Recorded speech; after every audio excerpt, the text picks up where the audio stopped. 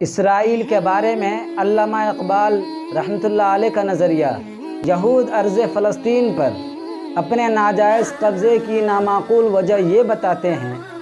کہ ان کے آباء و اجداد کسی زمانے میں یہاں بستے تھے۔ یہود کے اس بوگس دعوے کا الزامی جواب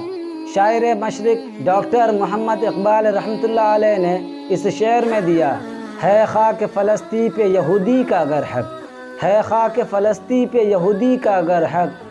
ہسپانیہ پر حق نہیں کیوں اہل عرب کا۔ یعنی شعر کا مفہوم یہ ہے،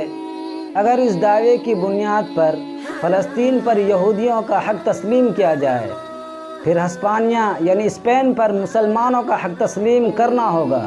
کیونکہ مسلمانوں کے آباء و اجداد وہاں لگ بھگ 700 سال رہے اور انہوں نے مثالی انداز میں وہاں حکومت کی، بعد ازاں کہ انہیں زبردستی وہاں سے بے دخل کیا گیا۔